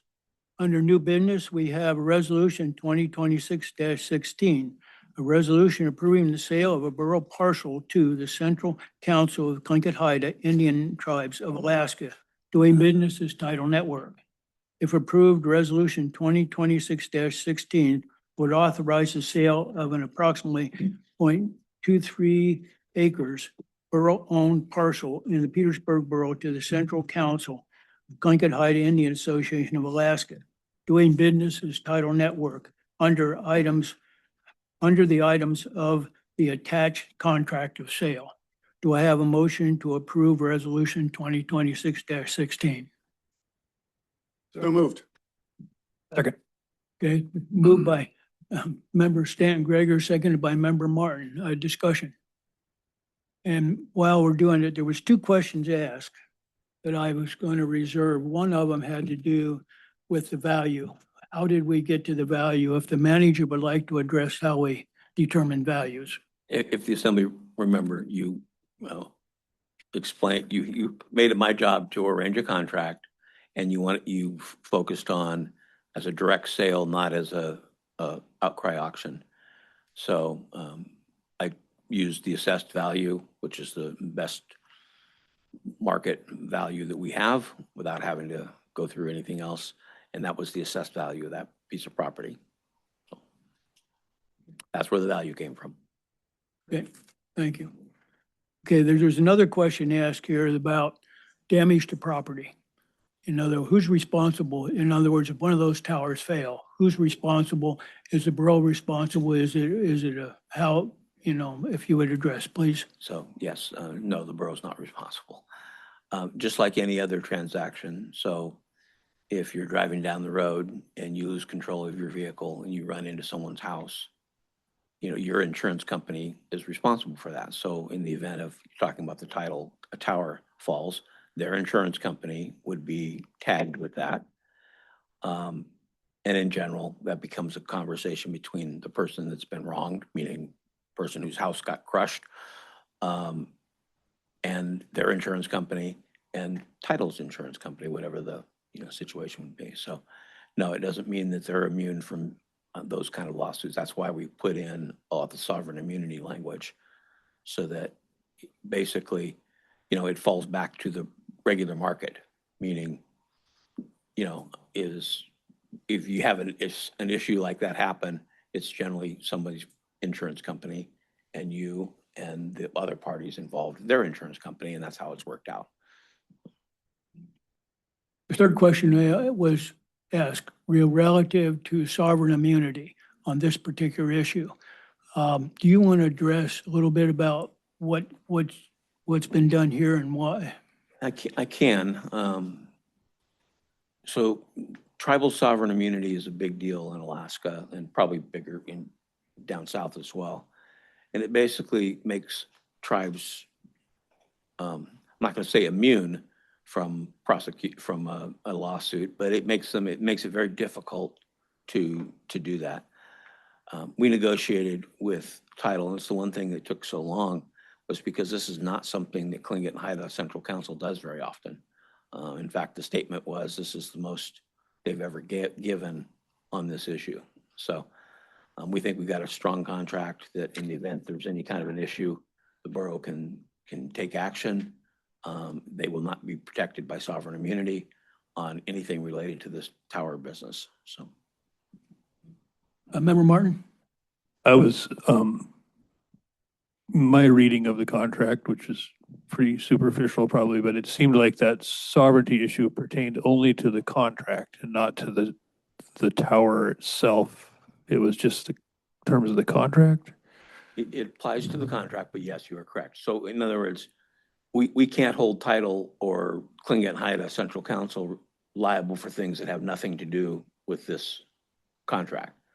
And for example, one of the things that's in the contract is a promise by title that they would allow access by our public safety, so fire and police, on all three of these towers at no charge. We would have to pay for the equipment cost at some point if we so desire. If title, for example, said, nah, we changed our mind, we're not going to do that, they can't hide behind sovereign immunity in that event. So that it applies to that kind of a situation where the entire contract now can be upheld because they have waived sovereign immunity. So all the issues that come up in that title, or excuse me, that contract, are valid, and the borough can pursue them if need be. So that's really the big deal, is, what's in that contract is protected so that the borough can enforce the points of this contract. Other questions for the manager on these three issues? Okay, other questions? Okay, seeing none, Member Stanton Gregor? Yeah, since this is something we've been talking about for 8 months, going on 9, I might as well chime in briefly. I think the public deserves that. Full disclosure, I'll be voting yes, for a variety of reasons. One of my original history lesson, early September, this was voted unanimously on a 4-0 vote to direct the manager to negotiate the sale. And yes, it's taken a long time. And part of that, though, I think has made sense. Some very valid concerns from the public and wants from the public in terms of potential relocating of different towers. For those listening at home, although that didn't work out at Papke's, it was not from a lack of good faith. I felt the title has been responsive to myself as an individual assembly member and us as a body. I know the managers put a lot of work into this contract and it's finally got done. And then on this is just more baseline for me. I've spoken about it before, but it bears repeating. Whether you use the word Title Network or any other organization, they've gone through all the appropriate steps, followed all the procedures, checked every box that's been asked of them. And I don't think the borough should be in the position of denying private business when they're doing everything right. I know that issue might not be as important to a lot of people, but I look at it from the law of unintended consequences. I wouldn't want us to be the overlords of who gets to do business in Petersburg if they're doing all the right things. So for all those reasons, I'll be voting yes. Thank you. Thank you. Other comments? Member Mucci? Yeah, thank you, Mr. Mayor.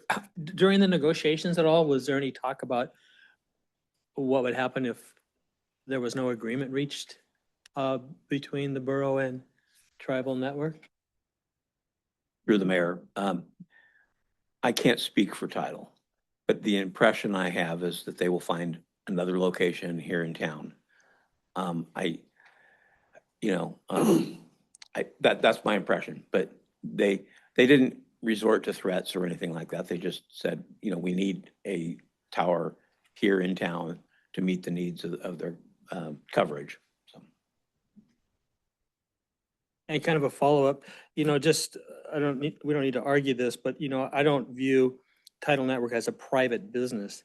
I view them as part of a tribal government that got a $50 million grant from the federal government to more or less that they are competing with telecom companies, and the private business part is I don't view it that way. I am concerned that if we don't vote to move forward with this sale, that it's going to go in somebody's yard here in town that is going to be a little bit more upset of where this piece is up by the fire hall. That's the conundrum I'm under about trying to figure out, if I don't vote for this to keep it up near the fire hall, whose backyard is it going to go in? And that's a concern of mine. Thank you. Thank you. Member Newman? Yeah, that's also, I share exactly the same sentiment as Assembly Member Mucci. I feel like, I don't want this. I don't want it there. I don't want to fly by it. I don't want to look at it. I don't want to drive by it. I think, this could have been handled differently. But at the same time, it's the least of all the evils.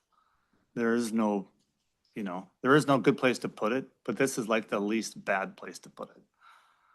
I don't know how else to, and looking at it, yeah, it could be right over somebody's house that has a young family, and I would feel worse about that, putting it in that location by voting no for it, if everybody voted no for it. So I don't want to vote yes, but I'm going to vote yes.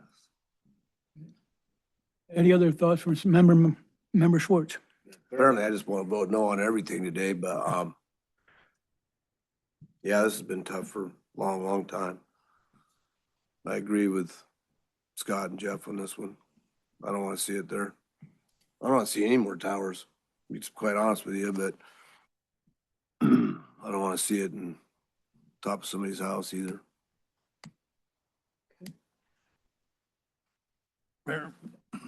Member Martin? Yeah.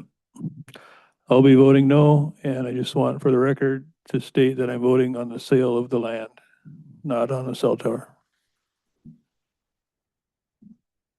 Anybody else want to weigh in? Okay, seeing none, would the clerk please call the roll? Member Martin, No. Member Schwartz, No. Member Mucci,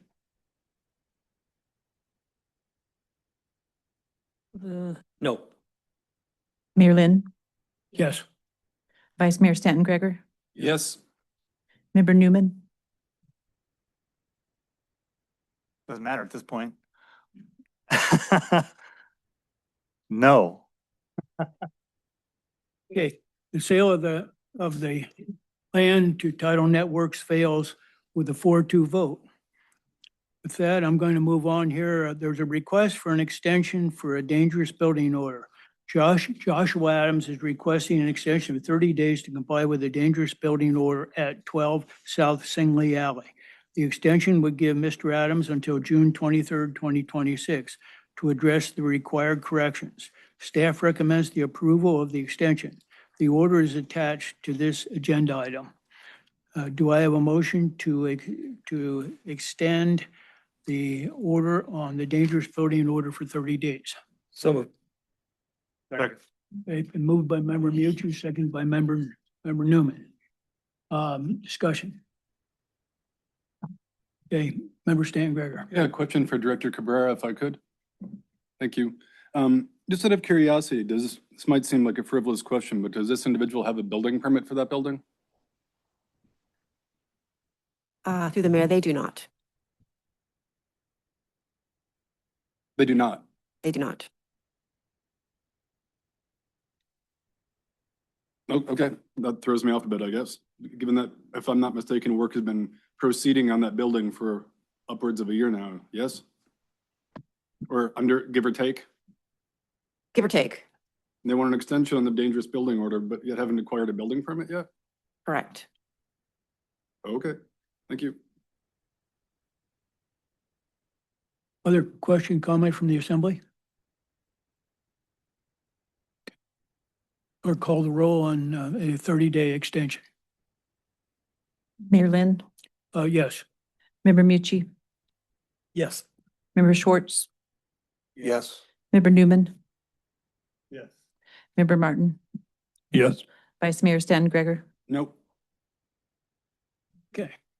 That passes to go forward 5-1 with Member Stan Gregor saying no. Okay, the next item on the agenda was the Fire Station 2 training prop relocation, and that's been moved to the next assembly agenda. Communications from the last 2 weeks are in the packet, and that moves me on to assembly discussion items. And the first item under here is assembly meeting schedule discussion. This agenda item was requested by Member Martin. Discuss potential adjustments to the regular meeting schedule during the summer months, June through August, to better accommodate travel and season demands. Discussion will include consideration of changing regular days, that is Thursday or Friday, or setting 6 p.m. start time during the summer months. The Assembly may also consider whether similar changes should be implemented year-round, including a permanent 6 p.m. start time, taking into account the availability of remote participation options. So, Member Martin, you're on. Thanks for putting this on here. Just as we're getting busy, I'm not thinking about doing anything drastic immediately, but it occurred to me that evenings are better than daytime, and later in the week is usually a little bit less likely to sneak up on people. Monday's a particularly busy day sometimes. And maybe in the fall, we can talk about something for 2027. Just think about it over the summer. Are you partial to Mondays? Is the staff partial to Mondays? And do we still need the noon meeting, given the ease with which people can listen in and participate with Zoom? And no hard feelings either way. I just thought I'd bring it up while it was on my mind. Member Schwartz. I brought this up several times, but James isn't here today because it's the season and he's swamped. I was working on my hydraulics when 11:45 or whatever. I won't be here probably again until late August, early September. And I probably won't Zoom in. And we're only talking about Bob's gill netting on Sunday, Monday, Tuesday, Wednesday, mine. You know, James is swamped. Scott's flying. We're very busy. And so at 6 p.m., I've heard from the public, if they're working, their ability to come and weigh in on different issues is non-existent with a noon meeting. They got to get back to work. The 6 p.m., I've heard quite a bit from the public that would work much better for them. I feel fairly irresponsible not showing up for June, July, and August, but it is what it is. So thanks for putting this on there, Bob. If I could put a little historical perspective to this. When during the Charter Commission looked at this way back when we were first becoming, a borough, we went from a town here that could go to meetings at 6 o'clock at night, and we now encompass 3,800 square miles. And so the issue that came up is people outside of town trying to attend meetings. And I hear Zoom, but is now part of it. But the reason was that the reason to go to 3 readings and to have and to have different meeting times was one, if you lived outside of town in the wintertime, you couldn't get here, at night and so forth. So the way that was set up was to allow for everybody to be able to participate, because there would be at least one night meeting or two night meetings, depending on how it went. And it get everybody a chance, to participate. Most other places only had 2 readings on an ordinance. This, we do 3 readings versus that. And it was done to accommodate this borough in Compass as a whole. Moving fast forward, it's been on the agenda to move the twice, I believe, to move the meetings to night. And it's failed, and there's been, Mayor Jensen brought it up to move it in the summertime because of the fishing and so forth. And that's failed at least once, I think, or that was on the agenda. So just some background on it. I'm not arguing one way or another, but that was the reason for the 3 readings, and the reason for noon and night was to make sure that everybody in this borough had a chance to participate. And that came from the Charter Commission that was set up originally. Member Schwartz. I agree with Bob that I hope we end up voting on it in the fall. Cause a lot of us will be on during the summer. So that's the way that goes. I'd rather see it come up in September than now. Thanks. Member Mucci. Yeah, thank you. Yeah, I don't know about all 4 6 o'clock meetings, but these noon meetings, they kill the day, and I hear a lot from people who can't make it. You've seen several people that were here earlier who had to leave because they had to get back and lunch. And, I'm all about people being able to participate in local government. And I'd be in support of the 6 o'clock meeting times. I mean, maybe if it gets to the point where we just try it over the summer, see how it fits, and go from there. I don't know how we'd make this happen if we need to have an agenda item at the next meeting to put it on there to just try it for the summer and see how it works and see if it fits to the people who are commercial fishing. And I think it's important to have commercial fishermen on the assembly, or people involved in the fisheries, the visitor industry. And I know Assembly Member Stanton Greger is he's taking time out of his day during the noon meetings. So I'd like to figure out how to do it in the summertime just to see how it works for us. So yeah, thank you. Member Newman? Yeah, it seems like, even a year ago, there was far less people that had Starlink, and now, a lot of people have Starlink and a much better ability to communicate. And I think that, the argument was for the people down in Duncan, or I guess one of those guys was you maybe, but I know you got Starlink, so anyway, I'm in support of it. Somebody could put an agenda item on there for next time as an action item. Member Martin? Oh, one thing for the public, I was informed today that the time can be set by resolution, but the day is an ordinance. We would have to have full 3 readings of an ordinance. So that's another thing to keep in mind. Okay, Member Stanton Greger. Thank you. And thank you for that detail, because I was going to add that one as well. Just some more historical context also is from the other lens. To me, and remember Mucci mentioned my line of work, it doesn't matter to me. I'm usually working at 6 p.m. or at noon, so I'm a wash on that one. I don't have a dog in that fight.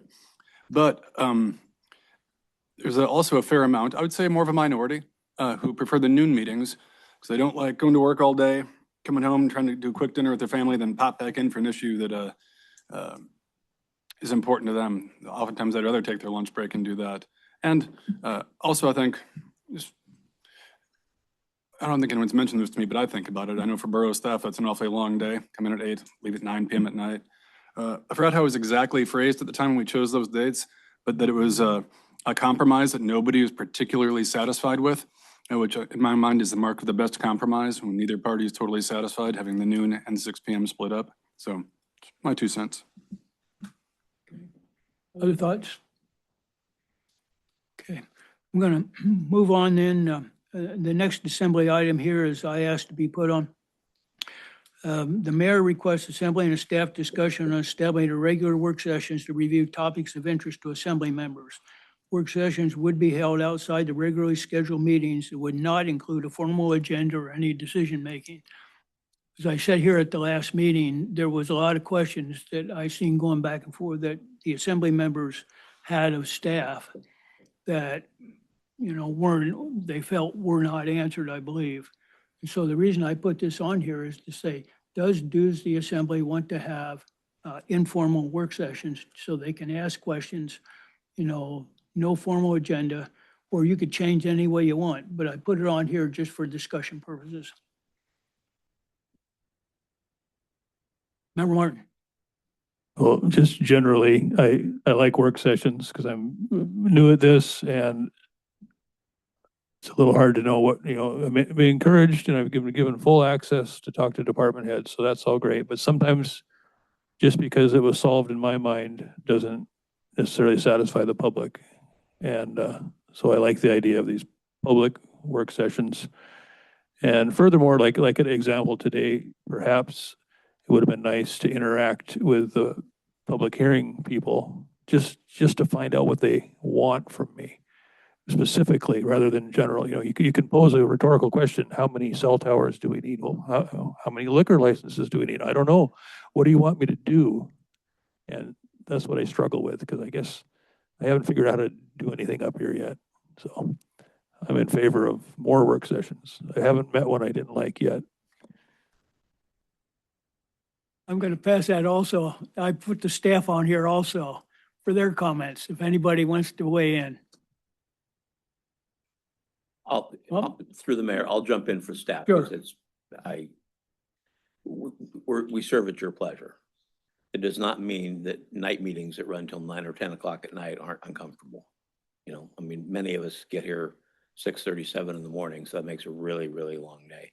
Not that you guys all haven't done that in your service to the borough. So, when you get down to doing more meetings or different times of meetings, I'd appreciate, I'm sure the staff would, keeping what they have to go through in mind as well. Member Mucci? Yeah, I'm trying to understand it. You weren't hoping that there'd be more dialogue between the assembly and somebody commenting on public hearings. That's correct. You were more or less said that if we wanted to have a work session before a meeting started, before the 2 weeks before the meeting, Yeah. that's what you were. Yeah, or once a month or however, I don't have any strong feeling, one way or another, but Sure. if, just so that they could answer questions you have outside of the meeting and there could be some dialogue. That's all I put it on there for. Yeah, and just to follow up, it's like, we get the agenda we see it on like a Wednesday and we get it on Thursday. And then we're kind of digging into it over that time. And, I read it I know some people think I have nothing better to do, but I read this often between when I get it. And there's always things that pop up, like the rate increases for the wastewater thing we were talking about. They just pop up and, then I get almost run over by a scooter and that gets important to me. So I'm trying to, and on a Monday noon meeting, it's just like Monday noons meetings are just crazy. And I'm just trying to be ready and I'm trying not to surprise Steve or staff, but it's just, and Steve's been great about giving us full access to department heads and they've been very receptive 99% of the time, but it's just, there's a lot of information flowing back and forth that it's hard to keep track of. And I don't know how I don't know how your suggestion is going to make it better, but I'm all into understanding more before I walk in here. I'm going to go Member Newman first. Wanted to hear what you have to say. Yeah. No, one point that Member Mucci makes is that, the agenda comes out the draft comes out on I think like a Thursday or Wednesday, and then the final comes out on a Friday, and then it's a weekend, and the offices are closed, and you don't really feel like you can talk to anybody. And the next thing you know, the first part of the morning on Monday is like you're in scramble mode, and I feel ill prepared sometimes, most of the time, and I don't know what the answer is. Maybe we move the meetings to a different day of the week so we have more time to prepare. I don't know. Just throwing that out there. I saved the best for last. Member Well, Schwartz. sometimes on Monday at noon, you surprise even yourself in your vote. Bob brought this up Mr. Martin brought it up when he first got in the fall. And we all run in different circles and we get different input from the community. And I think some, at least some of you view it like we're supposed to represent a little bit. And it's good to hear from, you know, I can talk to you individually or Jay or Bob, but it's good to be able to hash things out in a public meeting and have a work session and just to try to synthesize all this. That's all I have on that. Everyone? Yeah, good. Member Stan Greger, I think we were going to the same place. Mine was just more of a procedural one, as I often do. The reason we get the packet, and Clerk Regula, correct me if I'm wrong as always, is by law, we need to publish 72 hours or 3 business days before a meeting, right? That is correct. So following the same logic, let's say we moved it to a Friday. Given staff and the different things come in, we probably wouldn't be getting it till about 72 hours beforehand anyway, or 3 business days or whatever. So food for thought in the big picture of the timing. It might not buy us more time, I guess is what I'm saying. You didn't go quite where I thought you were going to. Right.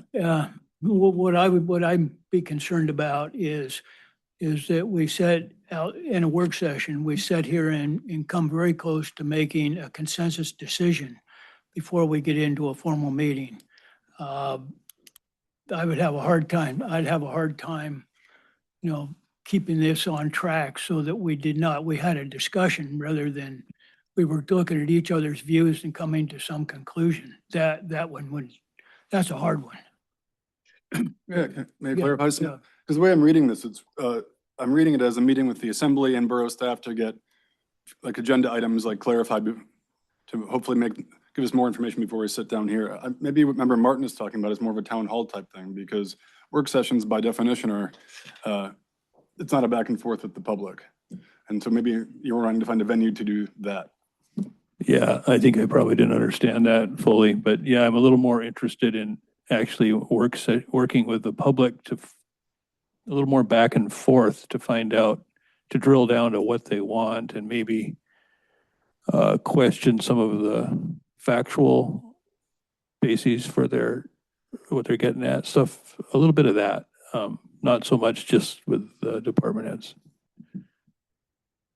Member Mucci? Yeah, not to belabor this, but we're talking 2 different things. Yes. Yeah, you're talking a work session with the community and Marilyn's talking about making sure department heads and the city borough manager understand what we're looking for when we come to the meetings on Mondays. And that, yeah, either way, I'm going to continue doing what I'm doing and Steve's very good about pointing me in the right direction or pointing me to a department head. And most of the department heads are great about answering the questions. So I try but yeah, I'm willing to do whatever we need to do here. Yes, and I totally agree with you. 2 issues here that came out on the table. Yep. I don't have anything else on it, but I can see the point here. There maybe is times we need to have those. And I'm going to move on then with that Assembly member comments. Member Mucci. It's not much of a comment. It's just a question. I had some questions from Little League folks about the new road that's coming in to XL Street. And there's a fence up there that they put large stones and a fence and they're wondering, and I think I know the answer, but you can tell me who they should contact to talk about moving those fence back to those stones so they can have more parking up at the ball field. If you've ever been up at the ball field Monday through Friday, anytime after 4:30, it is a zoo up there. And I told them I'd ask and I knew Steve would be able to help me out. Yeah, through the mayor. So at this point, there's no plans to build a road. That being said, somebody should talk to Phil next time he comes and ask him what there's, because that is a hospital project. It's not, and I believe the hospital wanted a kind of a back entrance rather than just all the traffic going through Wellness Drive. I don't believe there's money budgeted at the hospital. I know there's no money budgeted for the borough to either do parking lot work or to do road work. You are 100% correct that it is way too busy and it's a big concern, especially during Little League Baseball, to talk about, because a lot of where people park today, they think is parking is actually a road. So, you know, the thought process in my head anyway, at some point was in the backside of those fields, making that more parking and encouraging people not to park alongside the dugouts in their cars, which is what a lot of the traffic is, and make all of that non-parking. But people won't necessarily like that much, so. I think we need to have a conversation with Phil and go from there. Yeah, because the intent was not to move any roads. It was just to move the fence back about 8 feet to where the rocks are, and so people could park up against that fence. That was their own, but yeah, I'll Anyway, stand up Phil's way. I just don't know their timing and I don't want to, Would you be willing to follow up with? absolutely. I mean, I just. Thank you. Thank you. Other comments from members? Member Martin? Just want to say congratulations and thank you to all the students and their parents and the taxpayers and the community and the school district and the borough, Parks and Rec, everybody. Wonderful job, and we have great support for our students. Thanks. So that starts us into recognitions, and Member Martin just had one. Member Stan Grigger. Yeah, thank you, Mr. Mayor. Very similar to what Member Martin said. Just a big congratulations to all the students and families, and also a thank you to all of the teachers and admin staff and support staff in our district for the wonderful jobs you do. I've been worked in the district for years. I get to see it firsthand, and the quality of our educators is so extremely high, and I am very grateful for it. So thank you guys all again.